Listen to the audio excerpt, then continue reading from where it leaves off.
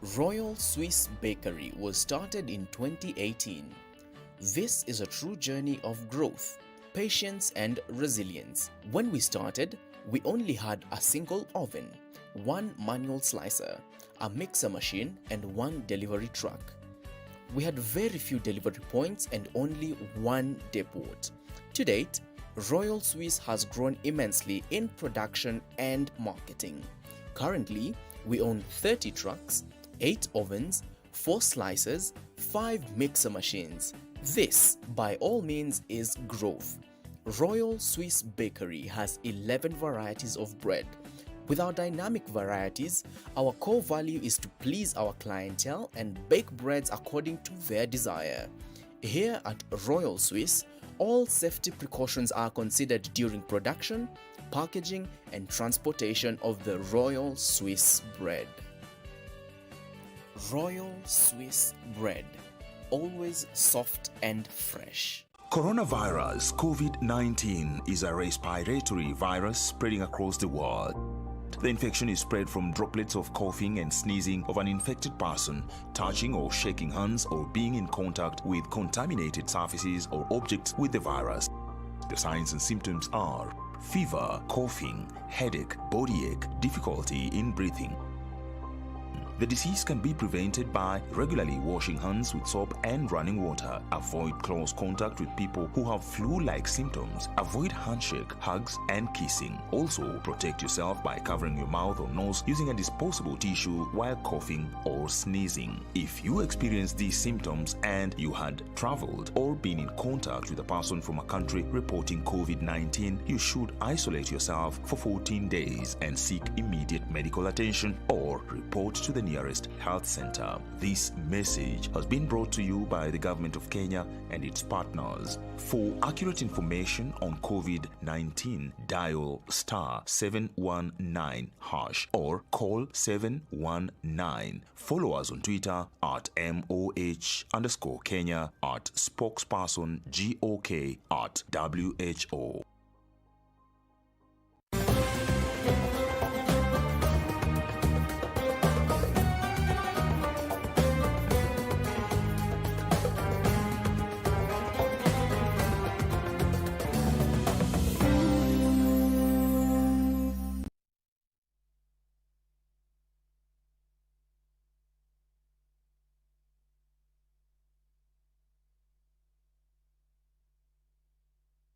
Nasaha kwa Umma, brought to you by Royal Swiss Bakery Limited.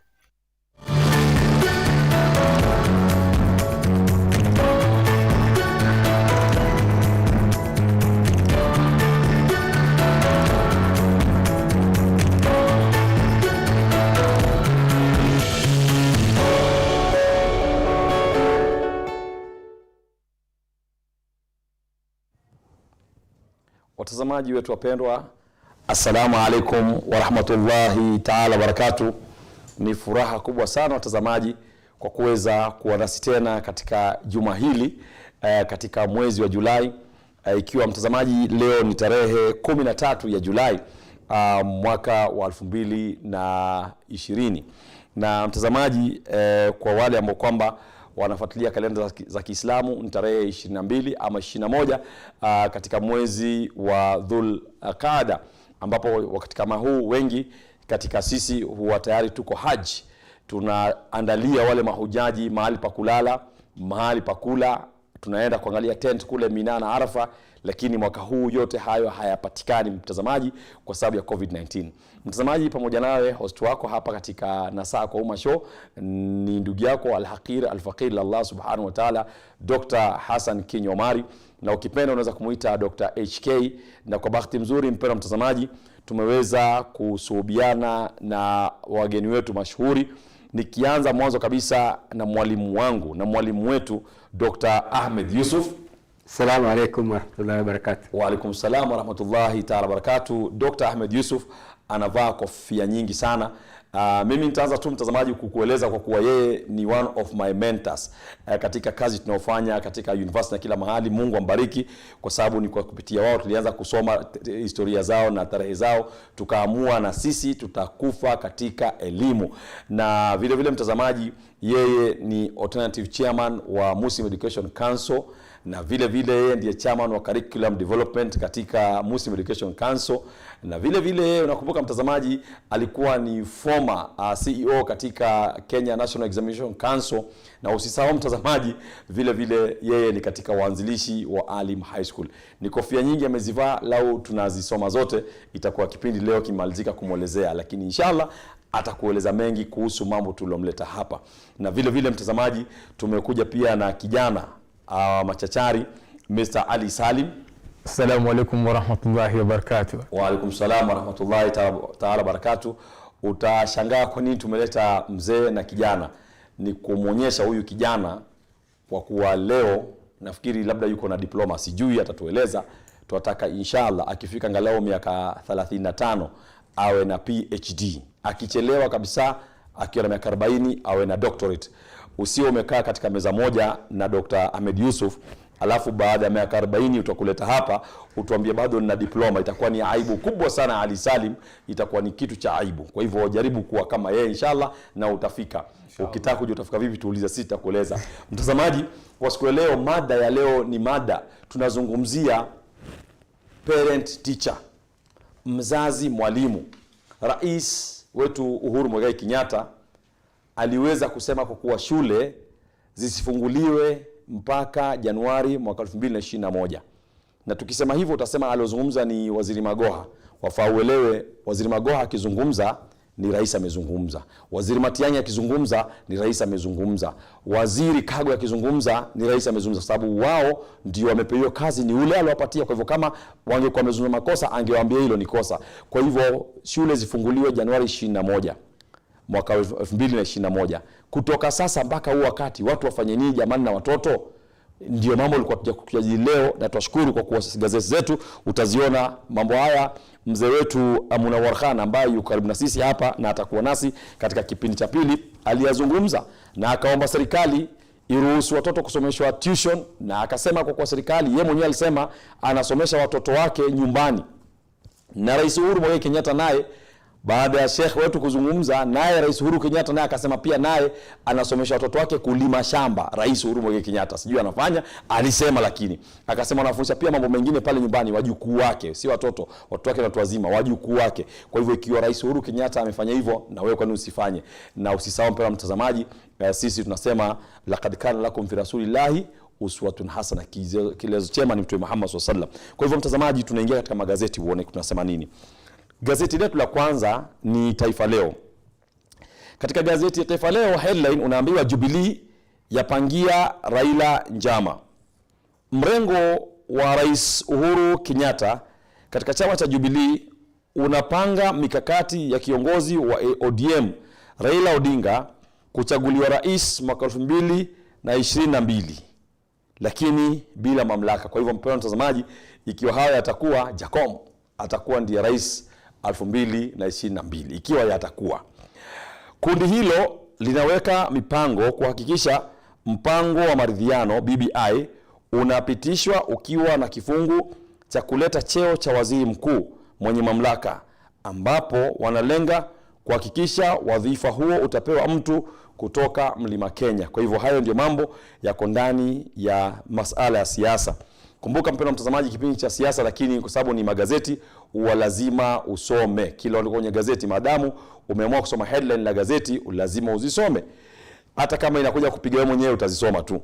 Alafu masharti ya kuzima wazee yazua kizuizi cha ufunguzi wa makanisa.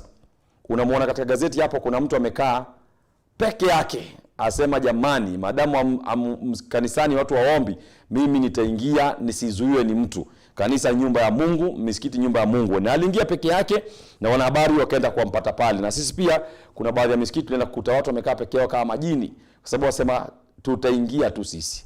Na tuliwakuta watu lakini tutaka kuweka picha zao, kumbe gazeti italeta hapa. Unajua watu wa gazeti nao huumbua watu.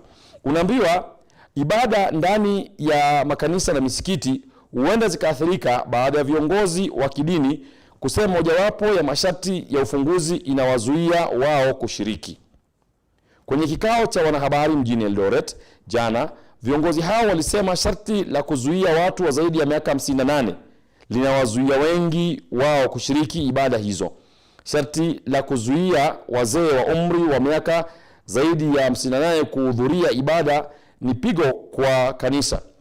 Makanisa yetu mengi yanaongozwa na wazee. Vijana wamepotelea katika pombe na hawana ufahamu wa mambo ya dini, akasema kiongozi wa muungano huo wa waumini Askofu Wilson Kirui.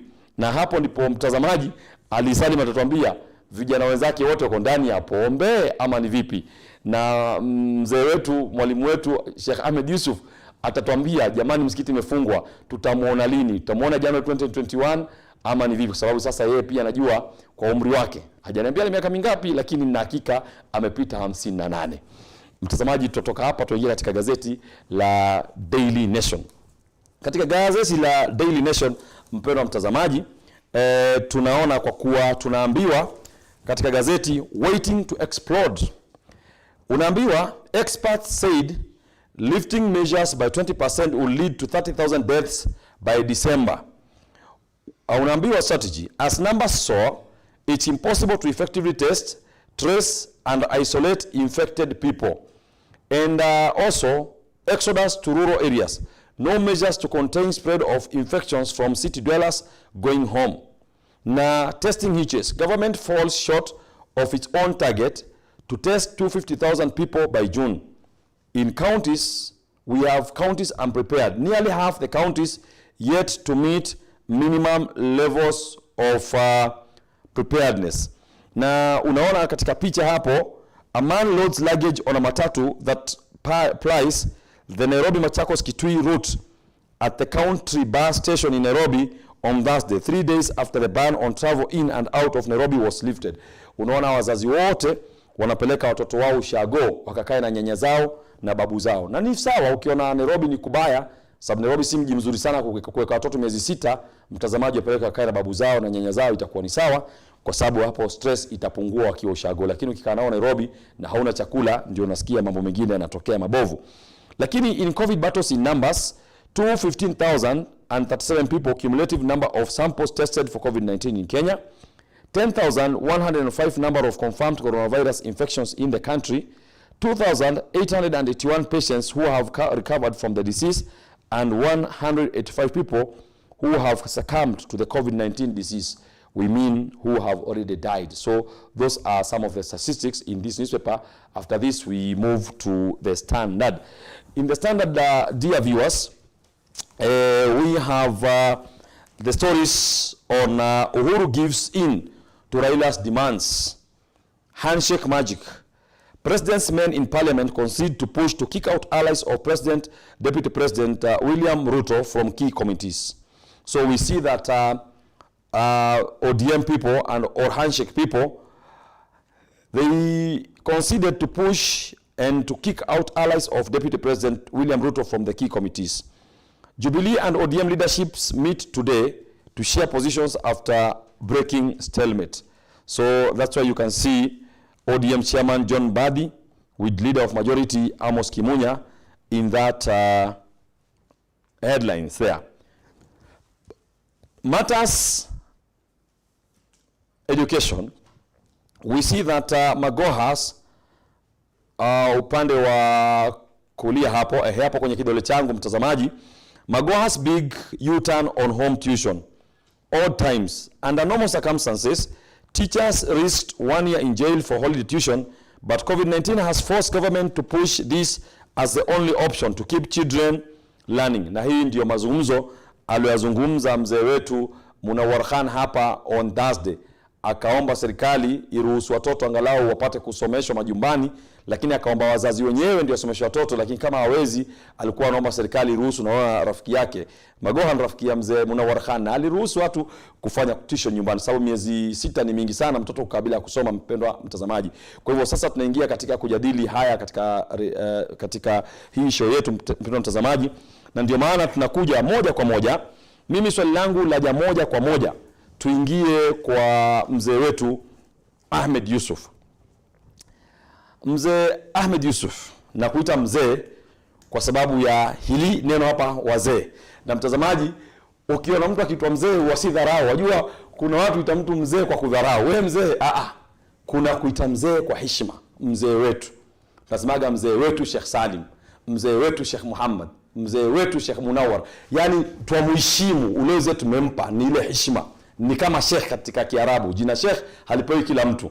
Usimwone mtu achonga miraha ukamuita Sheikh, ule si Sheikh. Kwa hivyo mzee wetu, masharti ya kuzima wazee yazua kizuizi cha ufunguzi wa makanisa na misikiti. Hebu tueleze wewe kama mzee, uliposikia kwa kuwa wazee mtu zaidi ya miaka 58 na kuendelea mbele hafai kuingia msikitini ama kanisani, nini kilikuja kwenye akili yako? Assalamu alaikum warahmatullahi wabarakatuh. Wa alaikum salam wa barakatuh. Hilo ni jambo zito sana, kwa sababu ukiingia msikitini utakuta kwamba wale ambao wako katika swala, wale wako katika kusoma, wengi zaidi huwa ni wazee. Na ukishafika umri kama wetu hivi, ndio unataka kuwa karibu na Mwenyezi Mungu zaidi. Asemi kwa vijana hawafai, lakini wazee wanajaribu zaidi kuwa karibu na Mwenyezi Mungu. Ukiwazuia wazee kuingia msikitini, na wao ndio viongozi wa msikitini, patakuwa na shida. Maimam pia wengi, walimu pia wanasomesha madrasa, wengi pia wamepita umri wa miaka 58. Ukiwakataza wao umefanya tofauti kubwa sana, na kuwazuia wao ni jambo la ambalo halifai kabisa. Utakuta ya kwamba ukiwazuia wazee kuingia msikitini, umefanya wazee kuwakataza, kuwapinga katika ibada yao ya siku zile za mwisho, maana ni siku za lala salama tena. Ukiwa utawazuia kuingia msikitini, basi utakuwa umefanya khiana kubwa sana. Kwa hivyo ombi lako kwa serikali ni kwa kuwa ilikuwa ni uzuri lao utatoa ombi ndio serikali ipate ombi lako kwa niaba ya wazee wote wa Islamu nchini Kenya, ili zingatie ile ombi utaliweka. Hasa mimi ningependa kutoa ombi kama mwenyekiti wa msikiti wa kamati ya msikiti wa Machakos, Jamia Mosque, ya kwamba serikali ilifikirie jambo hili na itoe sharti hili katika ule mwongozo ambao walikuwa wamepanga, watu wasizuiwe kwenda msikitini wakiwa ni wazee. Naam. Wenyewe wapewe hiari, wakipenda kwenda waende, wasipopenda kwenda wakae nyumbani. Naam. Lakini wakiwa wataenda, washauriwe kuwa wachukue tahadhari zaidi, waweze kujilinda zaidi kushinda watu wengine pia. Shukran sana Dr. Ahmed Yusuf, na vile vile shukran sana Vice Chairman wa Al-Wahda Muslim Teachers Association Sheikh Abubakar Ali Doja, na vile vile wengi katika ulama wameomba serikali, hata Al-Ustadh Ahmad Badawi Jamalil ameomba serikali iondoe hicho kifungu cha kuati mtu akifika miaka 58 asiende msikitini, apewe khiari. Waziri Magoha, pale ulipo, you are my former boss, of course, umesikia nasaha ya wazee kwako wewe. Waziri Matiang'i, umesikia ulivyoambiwa ni wazee. Nyinyi wenyewe wawili hamfai kuingia katika makanisa wala msikitini. Mkiingia mtakuwa mmefanya makosa. Kwa hivyo nafikiri ni muhimu sana hao wenye kutengezea hizo sheria wawe pia ni watu ambao kama wanaelewa vizuri na kuelewa hisia za watu, si kufikiria tu kukaa kwenye komiti kufanya mambo. Kwa hivyo hilo jambo wameomba. Waseme recommendation yao ni mtu miaka 58 kurudi chini asiingie msikitini makanisani. Lakini wanafaa wajue mashehe wengi nchini Kenya na maimamu na walimu madarasa na mapadri na mabishop wamepita huo umri, hasa wa ile makanisa makubwa na misikiti mikubwa. Huwezi kuwa imamu ama wa msikiti mkubwa isipokuwa umefikisha umri kama huo mara nyingi. Kwa hivyo itakuwa jambo la muhimu. Sheikh Ali, Nimekuita sheikh kwa sababu nataka ufanye bidii na uwe sheikh pia. Hakuna kosa kuwa sheikh journalist. Kwa hivyo ni jambo la muhimu. Uasin Gishu, washukiwa wawili wa ugaidi wanaswa kijini Chepkatet wakipanga njama. Mtazamaji, nunua gazeti yako ya Taifa Leo na uangalie peji ya 3. Unaambiwa washukiwa wawili wa ugaidi akiwemo raia wa kigeni walikamatwa jana na makachero kutoka idara ya usalama katika kijiji cha Chepkatet, eneo bunge la Kapseret, kaunti ya Uasin Gishu. Maafisa wa DCI kitengo cha polisi wa kupambana na ugaidi ATPU, yani Anti-Terror Police Unit, na kile cha huduma speciali SSU walinyaka Mkenya Mohamed Ahmed Bisher wa miaka 58 na raia wa kigeni Nasaha Ibrahim mwenye umri miaka 68. Huyo wa pili Nasaha Ibrahim mwenye miaka 68. Ndugu Ali, tungependa upate kuchanganua historia hii alafu tuende kwenye historia nyingine. Naam, shukrani sana Daktari. Kwani kwanza nianze kutoa shukrani sana kwa sababu nitakuwa ni mkosa fadhila sana ninaposhindwa kutoa shukrani ninapopata fursa kama hii, kwa sababu kuna msemo wa Kiswahili unasema ukitembea na muuza marashi lazima utaweza kunukia. Kwa hivyo unapokuwa katikati ya madaktari na maprofesa inakuwa inanipa nguvu sana mimi pia niweze kutia bidii katika masuala ninaweza kuyafanya ili niweze kufikia sehemu kama ile. Kwa hivyo story kama hii kuwa washukiwa wawili wa ugaidi wameweza kunaswa mtaani Chepkatet ni swala zito. Kwanza ukiangalia hapa tumeona ni mtu mwenye miaka 59 na mwingine mwenye miaka 68. Tuletu tuko upande wetu. Tumeona vijana wengi ndio wameweza kushikwa na kosa la ugaidi. Kwa hivyo tuliangalia tu kwa mtizamo wa vijana. Inakuwa ni changamoto sana unapoona vijana, mtu wa miaka 24, 29, 19 anaweza kukamatwa sehemu mbalimbali kulingana na masuala ya kigaidi. Tumeona serikali imeweza kujaribu kuleta mfumo mbalimbali ya kusaidia vijana. Tumeona paka juzi imeweka mabilioni ya pesa katika kazi mtaani ili kuwasaidia vijana. Kwa hivyo inakuwa changamoto kwa sisi vijana tunapochukua mkondo mwingine. Ni changamoto kweli kwa sababu tunapoona serikali imefanya hatua yao, pia sisi tuna jukumu kama vijana, kama vile vile pia wazee kutupatia ushauri, kwa sababu unapokaa na wazee kama hivi ilivyokaa katikati ya wazee inakuwa inanipatia ushauri mwingi mimi kutoingia katika masuala kama hali.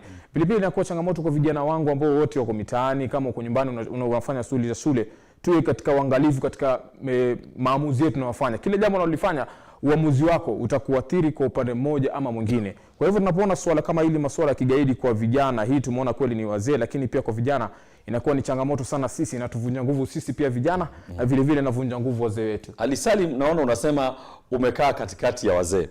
Ningependa uombe msamaha kwa watazamaji sababu mimi usinitie katika uzee, utaniharibia mengi.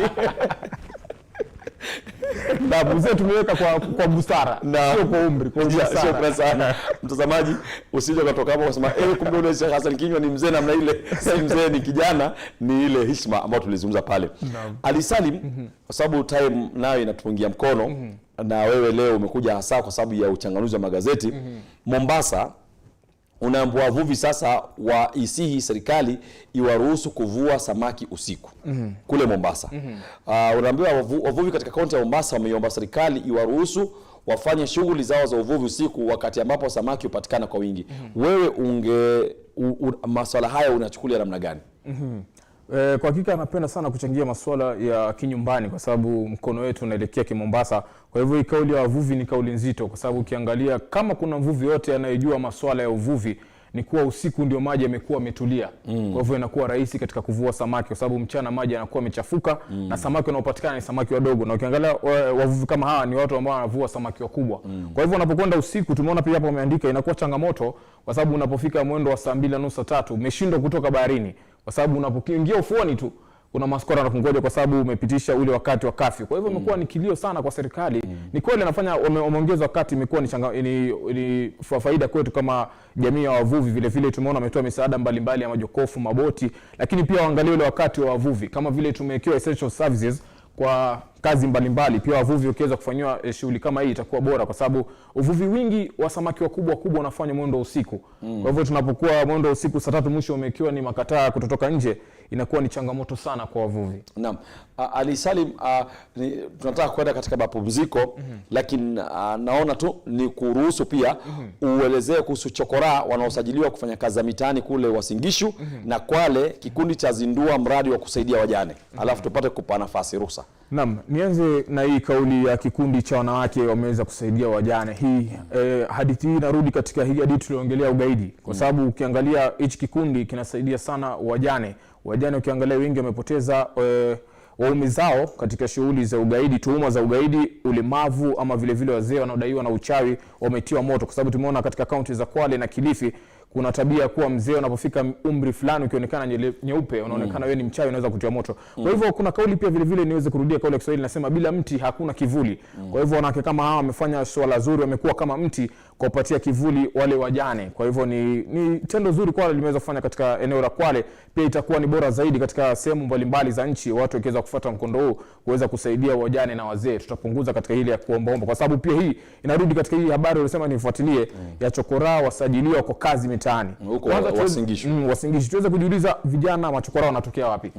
Ni katika ulezi, mtoto amekimbia nyumbani au baba aliweza kuondoka, amelelewa na mzazi mmoja, amekuwa kichwa kimekuwa kigumu, ameweza kutoroka. Kwa hivyo tumeona mjini Eldoret vijana zaidi ya 300 wa kurandaranda wameweza kuchukuliwa na kurekebishwa tabia na kuwekwa miongoni mwa vijana 270,000 watakaofaidika na mradi wa kazi mtaani. Hii ni mradi ambao umeanzishwa na serikali hivi majuzi ili kusaidia vijana mbalimbali ambao hawana vibarua waweze kupata japo riziki kila siku. Kwa hivyo tunapoona vijana wa kurandaranda ama machokora wameweza kubadilishwa tabia na kuweza kupewa fursa kama hii, inatupatia pia nguvu sisi vijana. Kwa hivyo nasaha yako ya mwisho tu kwa serikali zingine na kuhusu kusaidia watu wanaotaka usaidizi kwa sasa ni upi? Alafu tupate kwenda mapumzikoni. Na swala tu fupi tu kwa nusu dakika.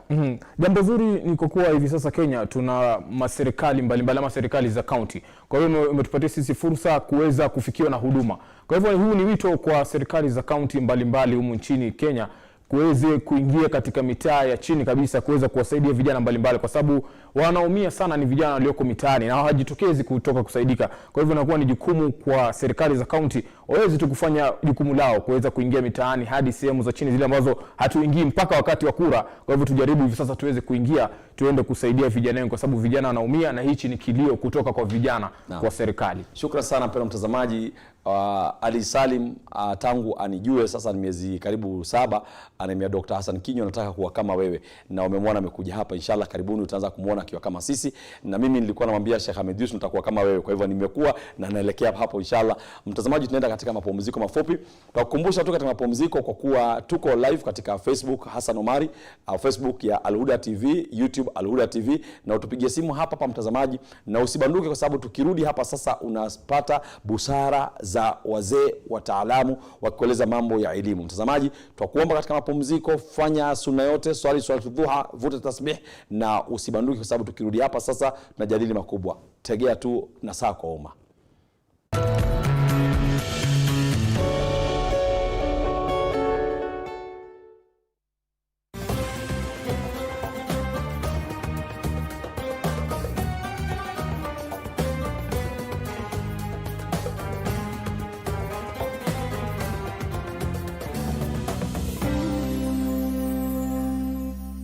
Royal Swiss Bakery was started in 2018. This is a true journey of growth, patience and resilience. When we started, we only had a single oven, one manual slicer, a mixer machine and one delivery truck. We had very few delivery points and only one depot. To date, Royal Swiss has grown immensely in production and marketing. Currently, we own 30 trucks, 8 ovens, 4 slicers, 5 mixer machines. This, by all means, is growth. Royal Swiss Bakery has 11 varieties of bread. With our dynamic varieties, our core value is to please our clientele and bake breads according to their desire. Here at Royal Swiss, all safety precautions are considered during production, packaging, and transportation of the Royal Swiss bread. Royal Swiss bread, always soft and fresh. Coronavirus COVID-19 is a respiratory virus spreading across the world. The infection is spread from droplets of coughing and sneezing of an infected person, touching or shaking hands, or being in contact with contaminated surfaces or objects with the virus. The signs and symptoms are fever, coughing, headache, body ache, difficulty in breathing. The disease can be prevented by regularly washing hands with soap and running water. Avoid close contact with people who have flu-like symptoms. Avoid handshake, hugs, and kissing. Also, protect yourself by covering your mouth or nose using a disposable tissue while coughing or sneezing. If you experience these symptoms and you had traveled or been in contact with a person from a country reporting COVID-19, you should isolate yourself for 14 days and seek immediate medical attention or report to the nearest health center. This message has been brought to you by the Government of Kenya and its partners. For accurate information on COVID-19, dial *719# or call 719. Follow us on Twitter at MOH_Kenya, at spokesperson GOK, at WHO.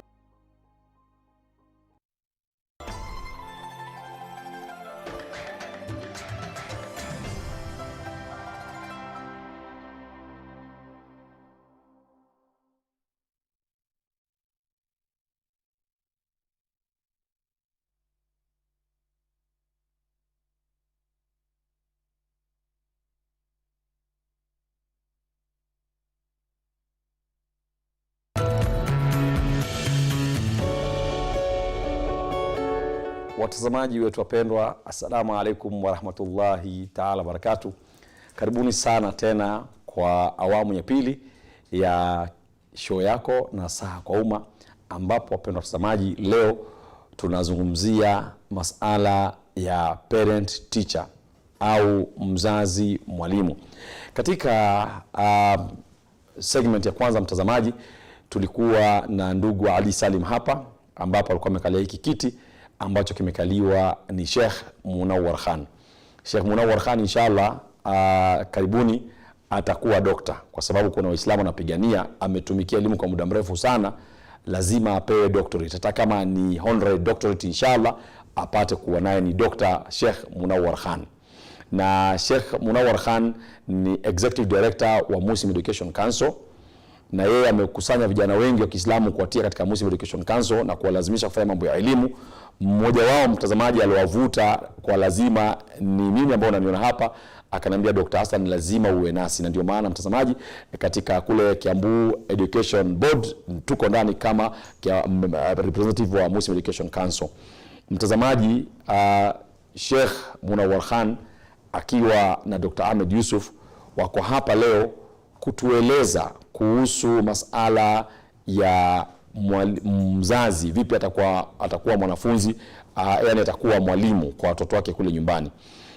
Kitu ambacho kama tungependa sana watuzungumzie kwanza ni katika ile statement ya Waziri Magoha aliyozungumza, ni mambo gani ambayo kwamba kidogo wangependa kuyaangazia zaidi kwa wazazi, ili mzazi yote ambaye kama amekaa nyumbani apate kuielewa ile policy vizuri, alafu tupate kusonga mbele.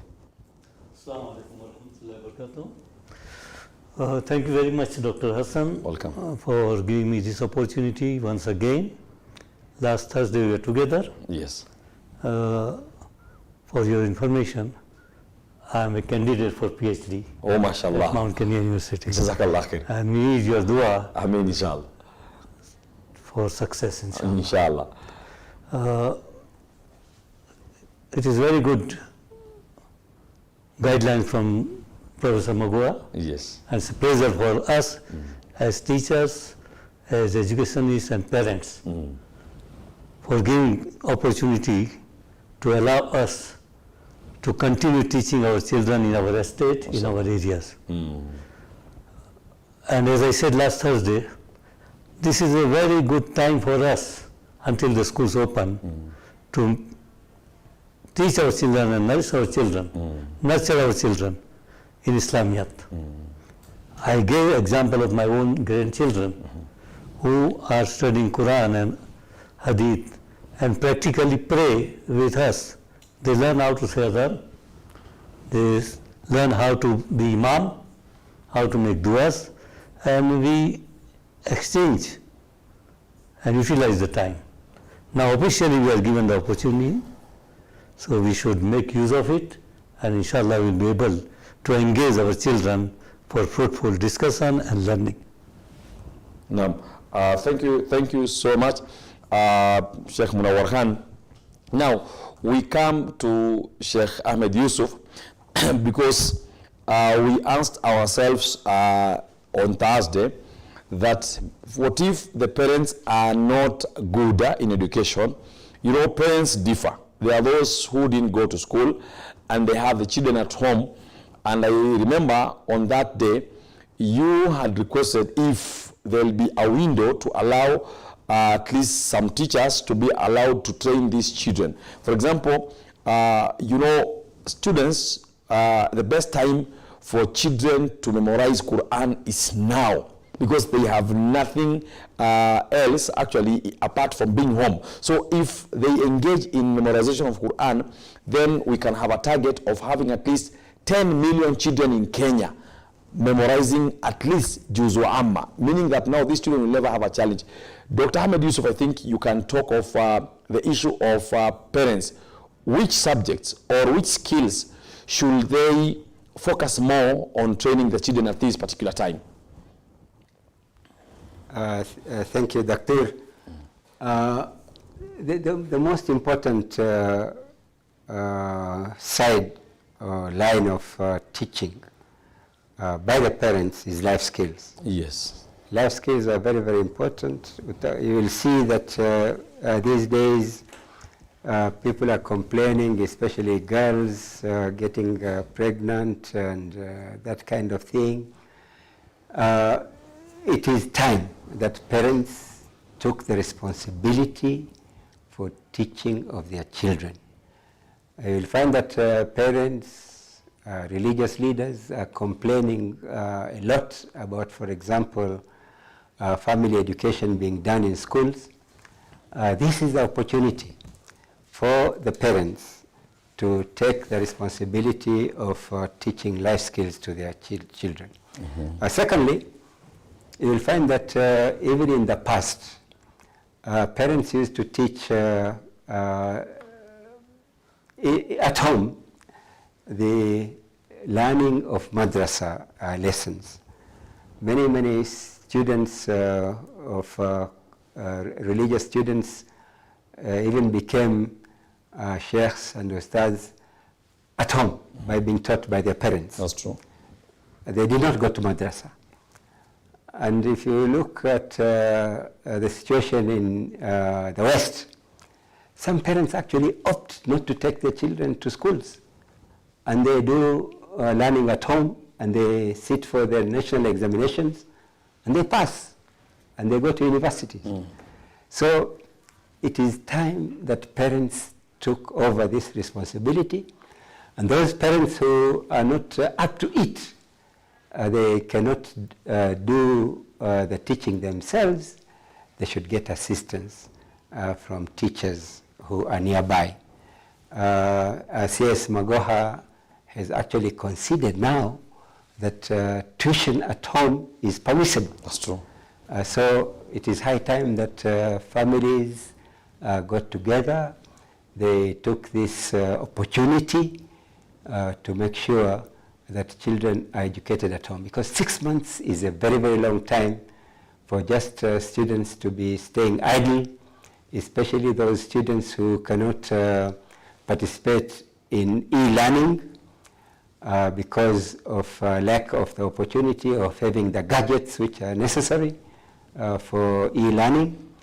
Here, the government is actually giving them the opportunity to bring in teachers so that this gap can actually be filled. Now, thank you so much, Dr. Ahmed Yusuf. In fact, this is very important. You know, 6 months, if you count them, it is 30 times 6. You have at least 180 days. 180 days, dear viewers, are more than enough for any child who is between 5 years to around 14 years to make hifdhi of Juzu Amma, Juzu Tabaraka, and the 28th chapter. So children at home can, in those 3 months, all of them in totality are capable of doing hifdhi of Quran from Juzu Amma, then Tabaraka, and then the Juzu 28. And also, dear viewers, those children at home, is very, very possible for them for 180 days to have memorized Arabic language, to have known the numbers, and at least be very good speakers. In 6 months' time, one can be a very good speaker of Arabic language. Now, Dr. Ahmed Yusuf, I'll come back to you before coming to Sheikh Munawar Khan, and this is a question. What happens sometimes, you realize that it becomes a little bit difficult for parents to teach their children. You know, there's something you have said here. You have said that it's possible for someone to teach their children at home. You are saying in Western countries. In Kenya, if I decide myself, I am a teacher, I qualify to be a teacher, then I'll not allow my sons and daughters to go to school, but I'll be teaching them from home. And then they go and sit for KCPE. And then in secondary school education, because I'm also good, I decide also to be teaching my children at home, KCSE. Do you have that clause in Kenya which allows someone to teach their children from home and then book them exams? For secondary, I know it's possible, because for many people, dear viewers, and I'll tell you some example is I myself, I didn't go through secondary education, but I just sat for KCSE. It's known by everyone. So we come and I passed it, alhamdulillah.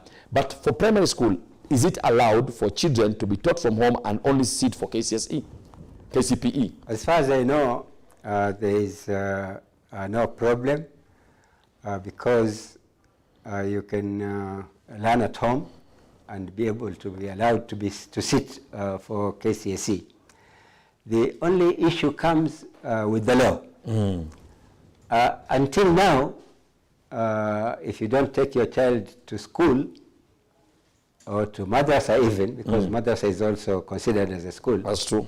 As far as the Education Act, Basic Education Act 2013, it allows to be madrasa to be a school. But if you don't take your child to either a madrasa or a school, you are contravening the Basic Education Act 2013. Mashallah. And then you can be taken to court, and you can be fined or imprisoned. Okay. But I think this COVID-19 is a new awakening, a new normal. That's true. I think these things are going to change. Because just now, you will find that the government itself is contravening the act and telling people to learn at home. C.S. Magoha was saying that he is allowed private tuition to take at home. That is, as far as the law is concerned, strictly it is illegal, but it is being allowed. So I can foresee that even the law is going to be changed because this is the new normal. Huu ni mtindo mpya, maisha mapya ambayo yamekuja sasa, ambayo yatabadilika. Kwa hivyo, so your question of whether teaching your child at home to sit for KCPE, that is permissible as far as the examination is concerned. Because the exam, you can enroll for the examination as a private candidate, and there are a lot of centers in the country where this is allowed.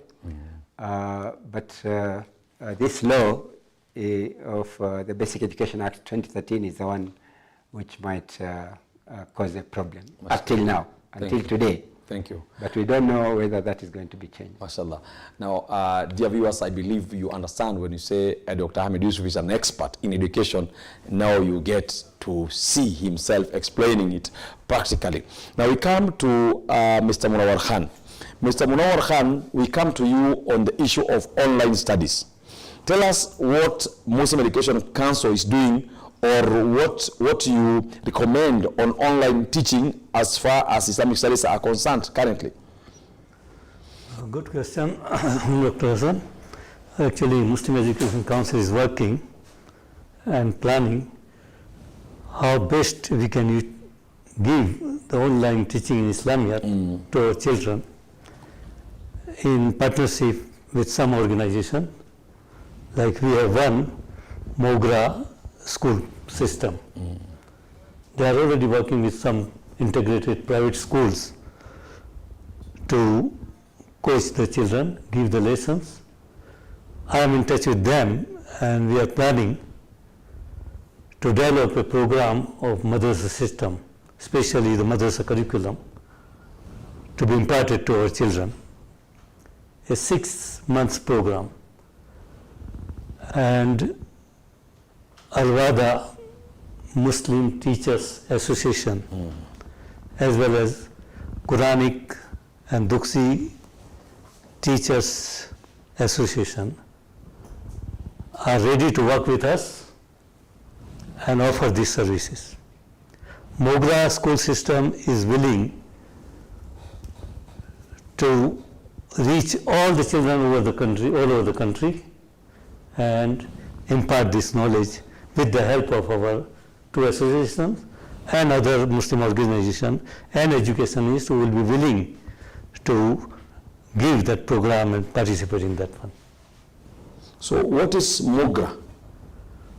Mogra is the brand name of a company who has developed online system. Are they charging or free of charge? Well, they are charging, but as far as Muslim Education Council is concerned, they have offered to give free services. Okay. So, if any cost is involved, some of our well-wishers and organizations are willing to chip in. okay. Like our chairman himself, Mr. Muhammad Zafar Niaz, is willing to sponsor the whole program. And whatever is the cost will be donated by him and his friends and family. Oh, mashallah. We will not charge our children, we will not charge any parent. And as Dr. Ahmad Yusuf said, if parents are not able to do it, now we are allowed to gather in a small group and invite teachers from neighboring schools, from estate, who are educationists, and our integrated school can come to our help. Thank you. And if they want to charge something, they will generate some income also. Oh, mashallah. So it is in pipeline. Within very short time, by the end of this month or before that, inshallah, we'll be able to announce that and request our parents to participate and support it, inshallah. Thank you. Thank you so much. And I can see patrons of Al-Wahda Muslim Teachers Association, Sheikh Sharif Hussein, and also Honorable Sumra and Sheikh Adan Wachu. They are saying, inshallah, we are calling upon all Al-Wahda Muslim Teachers Association in Kenya to make sure that they continue teaching the children as far as they make sure that they don't contravene COVID-19 regulations. That's very important. Now we come to Sheikh Ahmed Yusuf and also Sheikh Munawar Khan, and especially we'll come to Sheikh Dr. Ahmed Yusuf now on the issue of BOM teachers. You see, even if the government has decided that schools are not opening till January 2020, teachers, government teachers are being paid by the government, TSC teachers. They are being paid. At least they can have their salary, not allowances and the rest. Coming to university lecturers, also in public universities, they are being paid.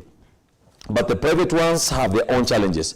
What is your take on the issue of BOM teachers? What are you advising the government on behalf of BOM teachers? Considering many of them are actually IRE and Arabic teachers also. Shukran. Now, the BOM teachers are those who are employed by the Board of Management in the schools. Because the TSC does not employ all the teachers, it doesn't have the capacity to employ all the teachers in the schools. And as you say, IRE and Arabic teachers, most of them are employed by the Board of Management. These are the committees of the schools. Now, these teachers are not receiving any salaries from the Teacher Service Commission. In fact, I was telling one of my friends who is a teacher, a TSC teacher, that they are very, very lucky.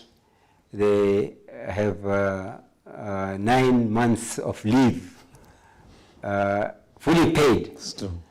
And they are at home. So I was telling my friend, please make yourself useful to do some community work. It's true. Because you have got this opportunity of being fully paid and you're just at home. Do something useful for the community. So coming back to the BOM teachers, these teachers should be helped. In fact, I would even go further and say that even the private school teachers should also be assisted. These teachers are doing a very, very good service to the country. They are filling a gap which the government itself is saying they cannot fill that gap. Because the private schools, they are helping the government where the government itself hasn't got enough space in the government schools. So you see, when a situation like this comes, there are almost about 300,000 BOG and private school teachers. Think of their families. They are just there without an income. They are suffering. There is distress in the homes of those teachers. They should be helped. The government should come and chip in and help these BOG teachers and assist them so that they can live a reasonable life. You find that teachers are a very honorable profession, and the communities look after them. They are an example to the community. If teachers start to go around begging, doing some menial work, like some teachers are washing clothes, that is not proper. We should get the teachers to earn the respect of the community, and when something like this turns up, an emergency like this turns up, then it is for the government to come and chip in. And they are taxpayers. They pay as you earn, they pay taxes. This is the time for the government to come and help out. Sheikh Ahmed Yusuf, Sheikh Munawar Khan, we highly thank Sheikh Ahmed Yusuf, and you see, he understands the essence of education, and that's why you see he understands that it's not good for a school teacher to be doing meager jobs. We understand that when we are doing our survey as a journalist, we came to bump on some teachers who are selling burger in the streets. Some young ladies and men who are teachers, some of them are waiters. We asked some of them, they're saying it's very embarrassing when you are a waiter, you are the teacher, you are a waiter, then a parent come with their children, and when you are serving, you realize that the child you are serving is your student in school. How will respect come back when schools open? How will children respect education in country? So we come to you, Sheikh Munawar Khan, kindly advise, especially the government, advise those people who are against BOM teachers being paid. What do we do? Thank you very much. Dr. Ahmed Yusuf has very clearly expressed the situation and mentioned, and I fully concur with him. And in that respect, we are working with Kenya Private School Association. I have been in touch with the CEO of Kenya Private School Association. And right now when we are talking, they are in a meeting. Yes. To discuss how can they advise the government to take care of the private schools and private school teachers and BOM teachers.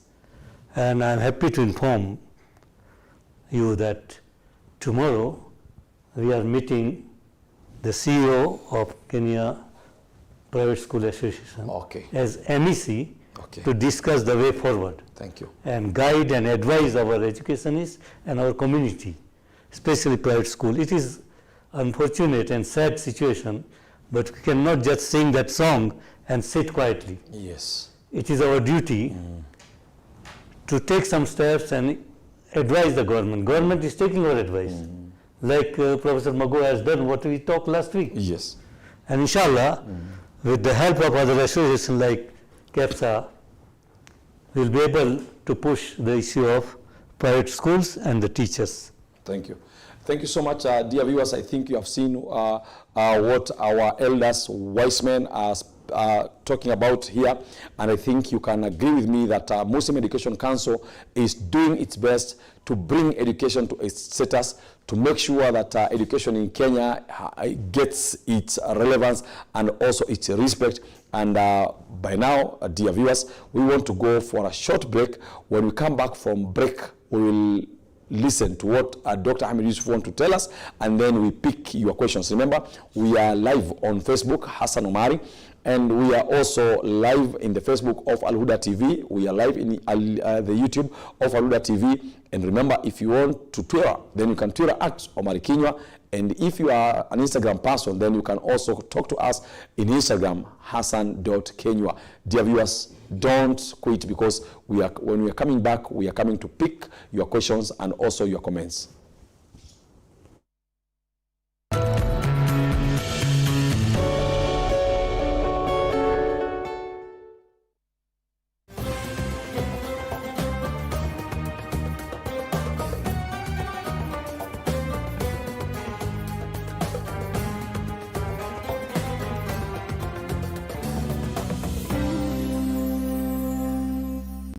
Royal Swiss Bakery was started in 2018.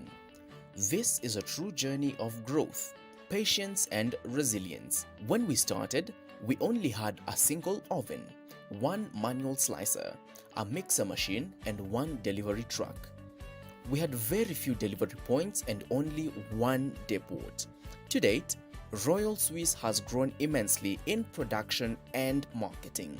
Currently, we own 30 trucks, 8 ovens, 4 slicers, 5 mixer machines. This, by all means, is growth. Royal Swiss Bakery has 11 varieties of bread. With our dynamic varieties, our core value is to please our clientele and bake breads according to their desire. Here at Royal Swiss, all safety precautions are considered during production, packaging, and transportation of the Royal Swiss bread. Royal Swiss bread, always soft and fresh. Coronavirus COVID-19 is a respiratory virus spreading across the world. The infection is spread from droplets of coughing and sneezing of an infected person, touching or shaking hands, or being in contact with contaminated surfaces or objects with the virus. The signs and symptoms are fever, coughing, headache, body ache, difficulty in breathing. The disease can be prevented by regularly washing hands with soap and running water. Avoid close contact with people who have flu-like symptoms. Avoid handshake, hugs, and kissing. Also, protect yourself by covering your mouth or nose using a disposable tissue while coughing or sneezing. If you experience these symptoms and you had traveled or been in contact with a person from a country reporting COVID-19, you should isolate yourself for 14 days and seek immediate medical attention or report to the nearest health center. This message has been brought to you by the Government of Kenya and its partners. For accurate information on COVID-19, dial *719# or call 719. Follow us on Twitter at MOH_Kenya, at spokesperson GOK, at WHO.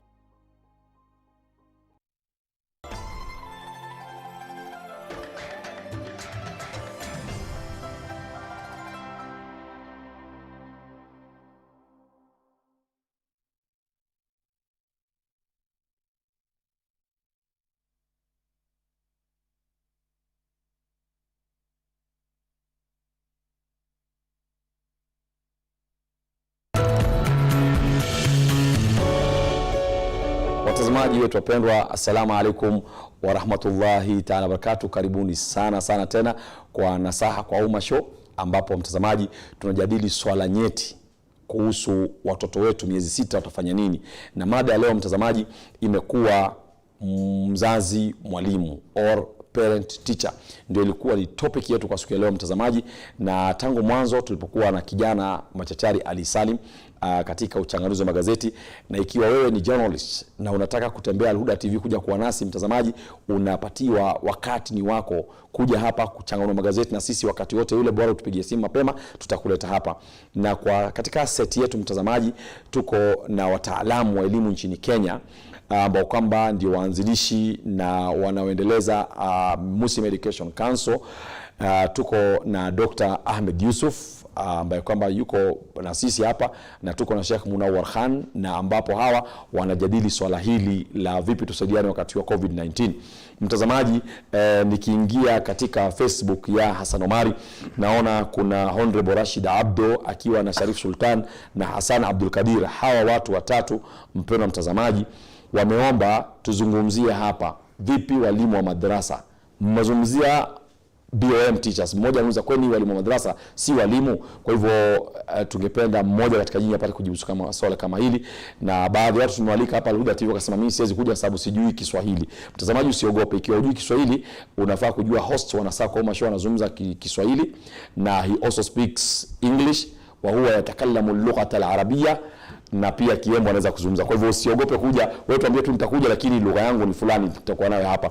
Kwa hivyo tuzungumze swala hili alafu tupate kusonga mbele. Walimu wa madrasa jamani, naweza kuzungumza Kiswahili kabisa mwalimu? Assalamu alaykum warahmatullahi wabarakatuh. Nilipokuwa nikizungumza juu ya walimu wa Board of Management BOM,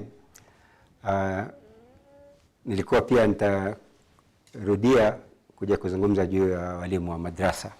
Na tunashukuru sana kwa mmoja katika wasikilizaji kadha wameuliza swali hili, mbona hamujazungumza habari ya walimu wa madrasa. Tulipokuwa tukifanya curriculum hii ya Kenya Muslim Madrasa curriculum, tuliwahi kwenda nchi nzima na tulikutana na walimu wa madrasa.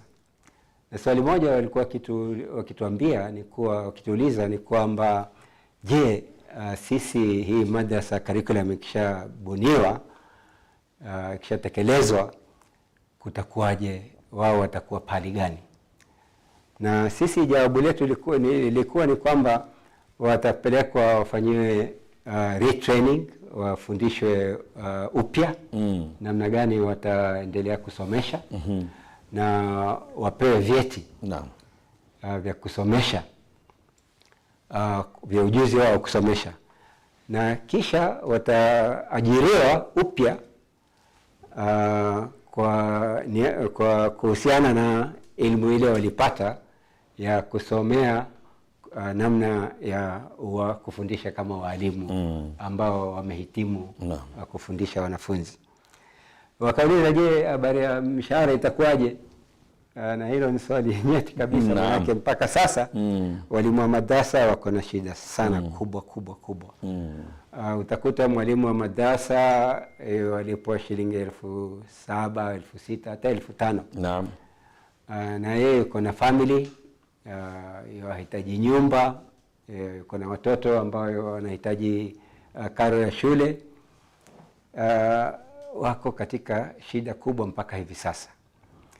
Mimi ningependa kuomba wazazi ambao sisi tuna watoto wetu ambao wako madrasa, tusifikirie watoto wetu tu, tufikirie wale walimu ambao wanasomesha watoto wetu. Wapewe ajira ambayo itawapa heshima ya ile kazi ambayo wanayofanya.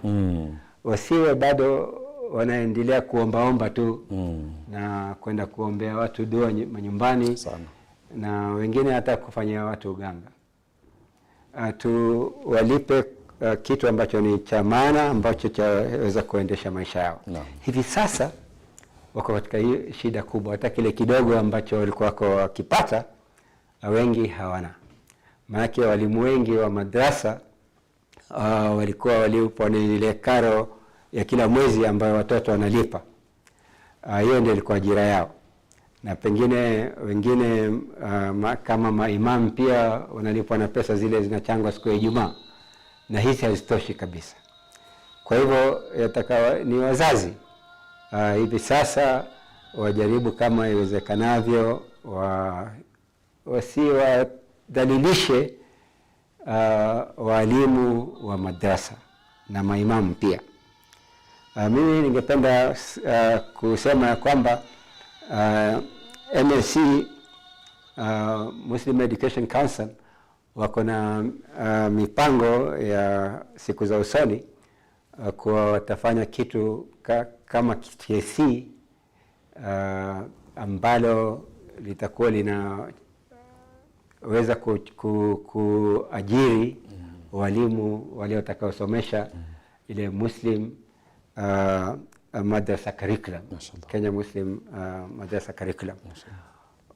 Na ikiwa hawakuweza kuajiri watu wote, lakini itatoa mwongozo wa mwalimu akiwa na kiwango cha masomo mpaka secondary alipo kiasi fulani. Naam. Ule mwongozo utakuwa muhimu sana. Maanake tena sasa yule mwalimu ataweza kwenda katika kamati ya madrasa. Naam. Akasema, jamani, mimi nimefika kiwango cha masomo fulani, mimi nataka munilipe kiwango cha pesa fulani. Naam. Kwa hivi sasa pia ningependa kuomba wazazi tusiwe mkono wa birika. Tuwafikirie wenzetu pia, wale walimu ambao walikuwa wanatusomesha watoto wetu kwa madrasa, shule. Ukiambiwa toa kitu fulani tu walipe walimu, usiwe mgumu. Tafadhali kuwa mkarimu. Naam. Utoe. Mimi niko na mzazi mmoja, tulikuwa katika skuli ya Alim High School, katika haya masomo ya online, tulikuwa tumewaambia wazazi jaribu kusaidia walimu kila 5,000 kila mwezi. Naam, naona kuna simu. Salamu alaikum. Salamu alaikum. Huda TV. Naam, karibu sana ndugu yangu, kutoka hapo uko ndani ya Huda TV na saa kwa Umma show. Jina nani ndugu yangu? Ali nani? Endelea ndugu yangu. Shukran. Niko nauliza kuhusu hizi zilizo kwa serikali ya Saudia. Ligi kafungwa. Hivi baada mbona mjazungumza kuhusu wale watu wanaofanya kazi za nje? Maana kazi tulivipa sasa kule tuko kikoto. Naam. Until end of July.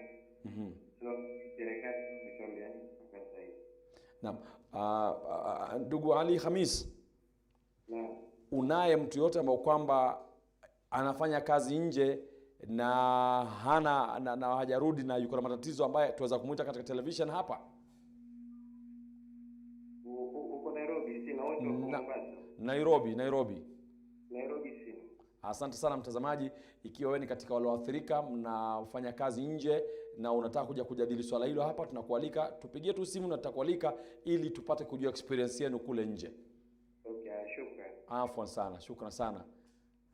Shukran sana mtazamaji, ni jambo tumeliomba hapa Al-Huda TV tupate wale kuna baadhi ya watu hapa Kenya wanafanya kazi Sudan, Saudia, Kuwait, Qatar, UK na nchi zingine, na tangu COVID ianze wamekwama hapa Kenya, hawatoki. Na kuna wale nao wako hizo nchi za nje nao wamekwama, hawajarudi Kenya.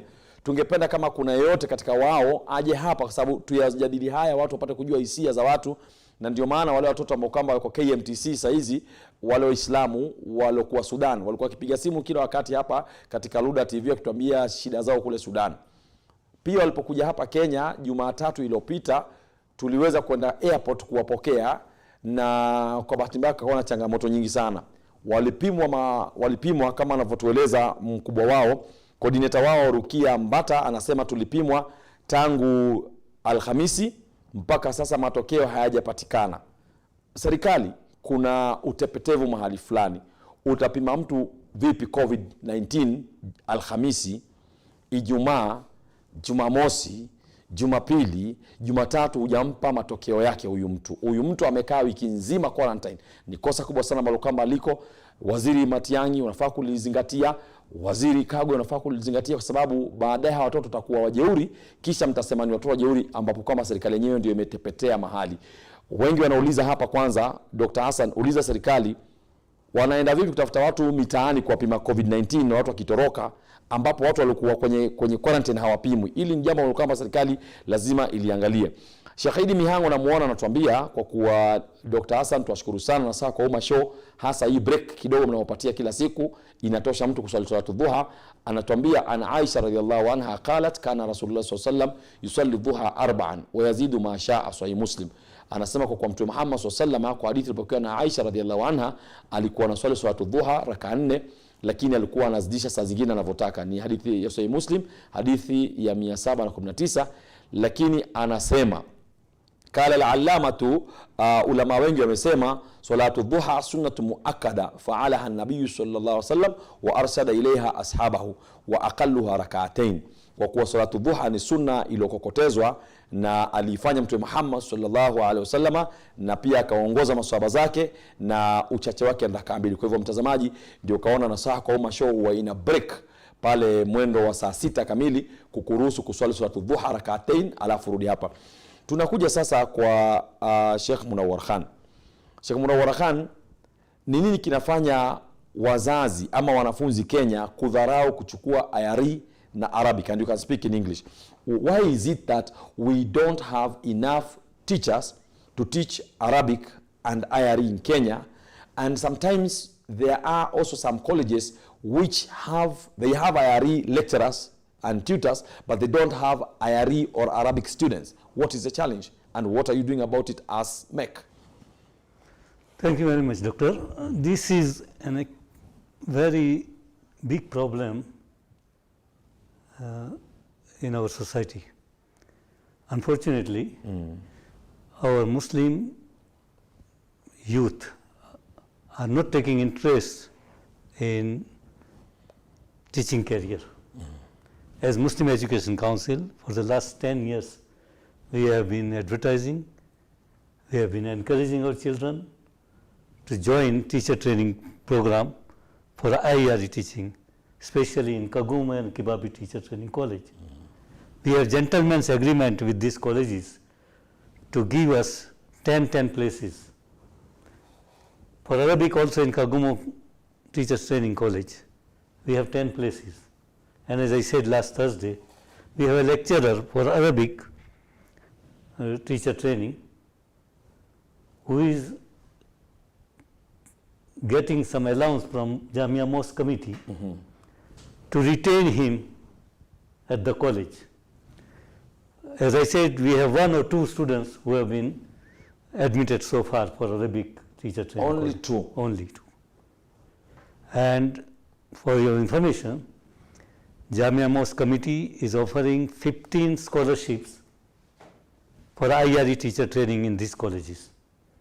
90% of fees is paid by Jamia Mosque Committee and 10% is paid by Muslim Education Council. Oh, that's good. And I repeat what I said again, that if any child is interested to take Arabic and IRE at Kaguma or Kibabi Teacher Training College, Muslim Education Council will give them in out-of-pocket money to cater for the transport and some expenses for buying books, uniform, etc. We sponsor 100% with the help of Jamia Mosque Committee as well as some well-wishers, and there is another organization, Kenya Muslim Charitable Society. Kenya Muslim Charitable Society. Yes. They are also sponsoring several students for primary school teacher training and secondary school teacher training for IRE and Arabic. Okay. So if anybody is eligible to get admission into these colleges, they can contact us. Muslim Education Council offices are situated in Jamia Mosque, Jamia Plaza. And Dr. Hassan himself is a representative of MEC in Kiambu County Education Board.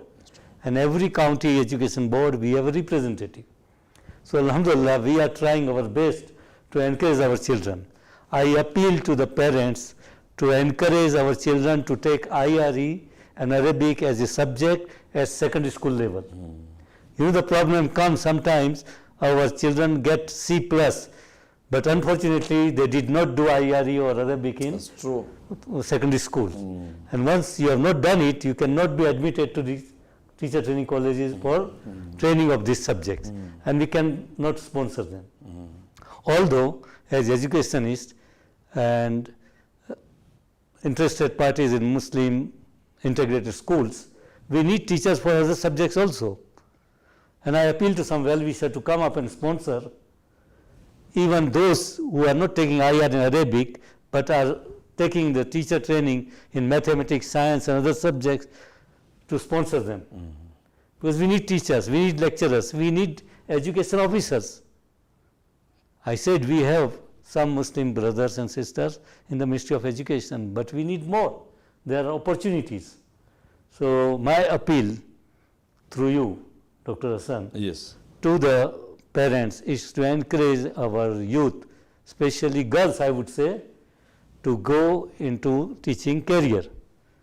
And remember, at the school level, if they do IR in Arabic, they have opportunity to be trained as teachers and get the full sponsorship. And I will go further, a further step and say we will look for a job for them also. There are many of our Muslim schools where Muslim teachers are not available. We are working with TSC also to employ them wherever there is need. And as we know, there is acute shortage of IR in Arabic teachers in the country. So there are a lot of opportunities for employment also. And with your permission, Dr. Hassan, I would like to add what Dr. Ahmad Yusuf has said about madrasa teachers. As you know very well, madrasa and Duksi has been recognized as formal education in the 2013 Basic Education Act. Once it is recognized and implemented, it is as good as other secular schools. And if these are formal education, the teacher also should be recognized. As Muslim Education Council, we are working very closely with Kenyan National Qualification Authority and NACONEC to ensure that our madrasa teachers who are well qualified through Islamic institution in Arabic and have not gone to formal schools be recognized and given the equivalent certificate. So their qualification of like Ibtidai should be like KCPE.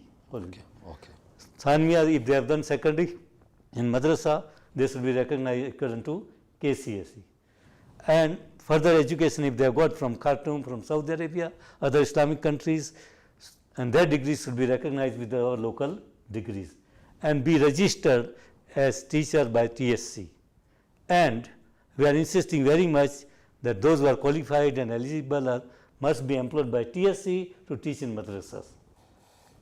The negotiations are going on, and inshallah, with the support of our officials, our public, and the government, we will be able to achieve. Mashallah. There are many countries in the world where madrasa teachers and madrasa schools are sponsored by the government.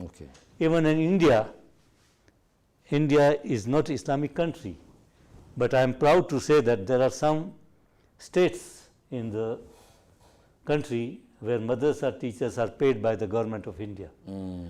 And we are more religious and more considerate, and the government of Kenya is giving importance to religious teaching. I don't think there is any problem in getting our madrasa teacher be employed by the government and paid by the government. Mashallah. Inshallah. So we need your du'as. Shukran. Now, what I hear you say, and I think it will be important for Sheikh Ahmed Yusuf, and in fact, I'll be happy if Sheikh Ahmed Yusuf speaks this in Swahili. Sheikh Ahmed Yusuf, kuna wanafunzi wengi sana wanaosoma Al-Ghanau Islamia kule Mambrui, na watu wengi wanakubaliana mtu akisoma Mambrui akimaliza yeye dini yake, yani masomo yake ya kidini na Arabic ni kama university wale walimaliza. Lakini kuna simu, kwanza tuchukue simu alafu tuendelee. Salamu alaikum. Karibu ndugu, jina kutoka wapi? Karibu Huda TV ndugu yangu. Jina langu kutoka wapi? Naam, tumepoteza katika mitambo. Kwa hivyo Sheikh Ahmed Yusuf, unaona wanaosoma kule Al-Ghanau Islamia wengi, hata wengi waliwahi kwenda university za nje, wako kadhaa. Walikuwa nataka kutaja majina, kuna baadhi ya watu walitoka Al-Ghanau Islamia na ile shahada na wakaenda university za Saudia, wakaenda university za Misri, wakaenda Sudan, na wale wakaingizwa, wengine waliingizwa masters haswa. Waliambiwa no, qualifications zenu zinakuwa ni kama za degree yetu, wakaingia masters. Sasa nyinyi mnafanya vipi?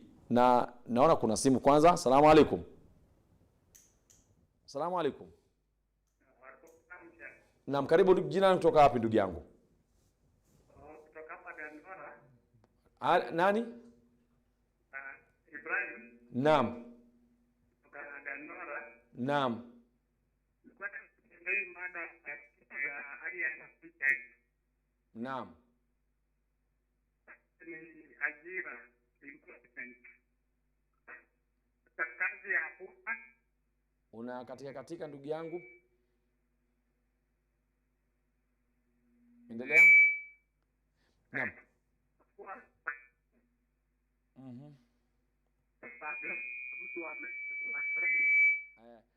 Hebu atukusikii, zima televisheni yako ndio tukusikie vizuri.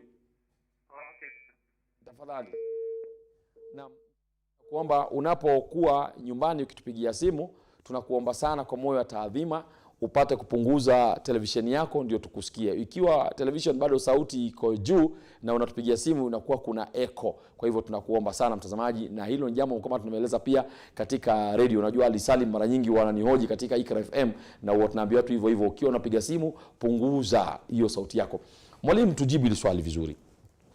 Sheikh Munawar Khan, kulingana nilivyoeleza, ni maana kwa kuwa wanaosoma madrasa, ikiwa watafuata hiyo curriculum ya Muslim Education Council, si ya Muslim Education Council actually, ni curriculum yetu sote, lakini walioipigania na tuwashukuru sana ni Muslim Education Council. Ikiwa watafuata hiyo curriculum mpaka mwisho, ni maana yule mtu ikiwa atamaliza ibtidaiya ni kama alomaliza KCPE.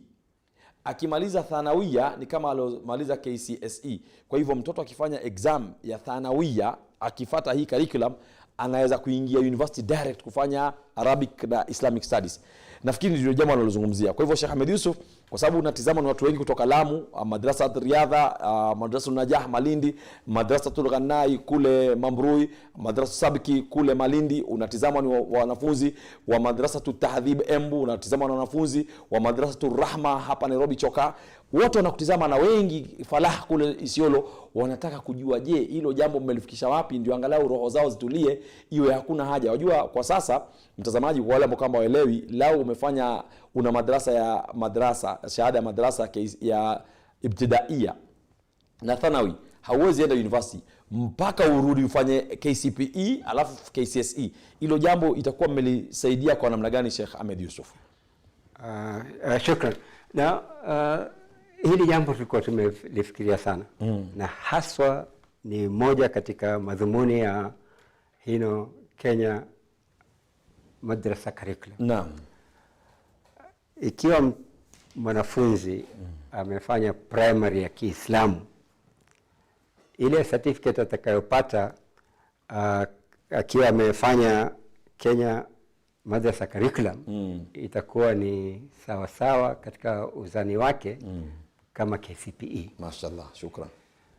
Na itamwezesha kwenda katika shule ya secondary ya Kiislamu au kuendelea na ya Kiislamu au kwenda katika secondary school ya masomo ya kawaida. Mashallah. Yeah. Na akimaliza mtu secondary school thanawia ya Kiislamu katika madrasa, akiwa atafanya mtihani wa Kenya madrasa curriculum, ile shahada atakayopata itakuwa uzani wake ni kama KCSE. Mashallah. Na itamwezesha kuendelea na university ya Kiislamu hapa Kenya au nchi ya ng'ambo, au atoke katika mfumo wa masomo ya Kiislamu itamwezesha kwenda katika university hizi zingine za kawaida. Mashallah.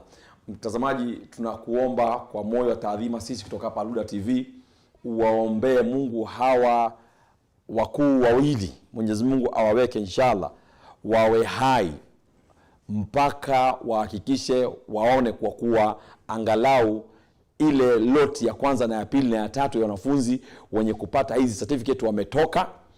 Yani wale watakaofanya KCPE, tuite KCPE ya hiyo Kenya Muslim Curriculum wamepata, waingie secondary wamalize na waingie university hawa wazee wakiwa wako hai inshallah, ili tupate kuombea Mungu akiwa bado wako hai na Mungu apate kupatia umri mrefu wazee wetu kama hawa. Tunapatia dakika moja mwalimu wangu na mentor wangu, nyote mentors wangu, dakika moja mpate kutoa nasaha ya mwisho tufunge kipindi kwa siku ya leo. Tunaanza na Sheikh Ahmed Yusuf kwa lugha yote upendayo, hata kama lugha ya Kikamba pita kwa sawa. Assalamu alaikum. Alaikum salaam. Mimi neno langu la mwisho ni hasa kusisitiza zaidi ili nilikuwa nimezungumza sasa hivi la Kenya Madrasa Curriculum. Tuiongeni mkono, maana sisi Waislamu mara nyingi sana tuko na tabia ya kupinga vitu vipya. Tuiunge mkono, maana itatufungulia mlango wa mambo mengi mazuri sana ambayo sasa tumefungiwa. Kweli.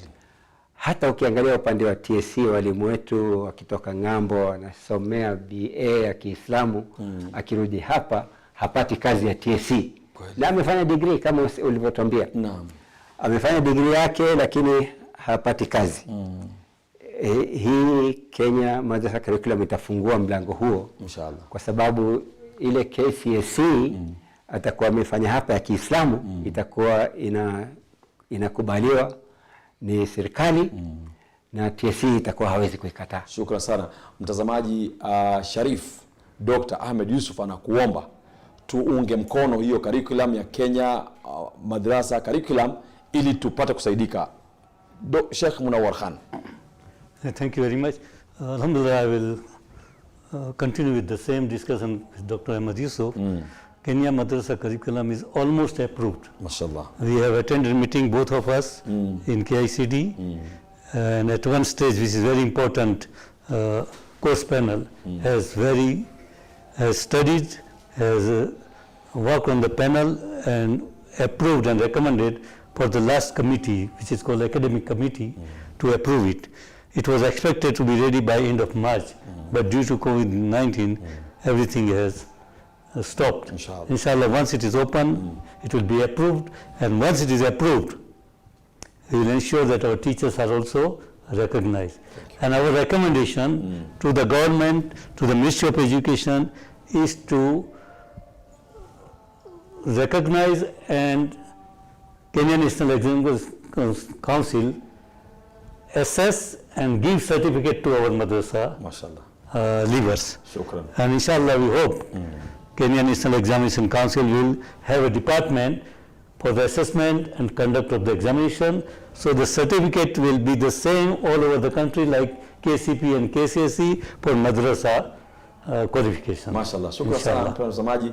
That is good news to all of us, that they will also make sure that in NEC there will be a special department on these matters, and that all certificates in Kenya will be looking the same as long as you have gone to madrasa. Watazamaji wapendwa, tunakushukuru sana kwa kuweza kutazama Nasaha kwa Umma.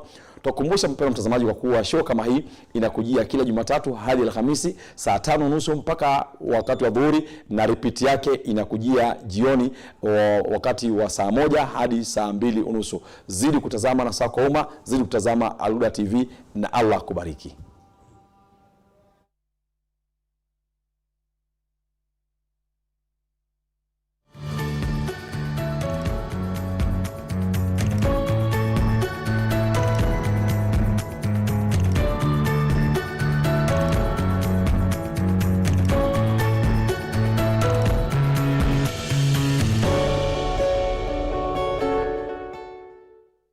Nasaha kwa Umma, brought to you by Royal Swiss Bakery Limited. Royal Swiss Bakery was started in 2018. This is a true journey of growth, patience and resilience. When we started, we only had a single oven, one manual slicer, a mixer machine and one delivery truck. We had very few delivery points and only one depot. To date, Royal Swiss has grown immensely in production and marketing. Currently, we own 30 trucks, 8 ovens, 4 slicers, 5 mixer machines. This, by all means, is growth.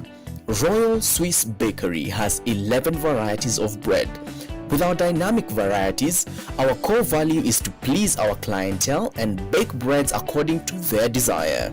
Here at Royal Swiss, all safety precautions are considered during production, packaging, and transportation of the Royal Swiss bread. Royal Swiss bread, always soft and fresh.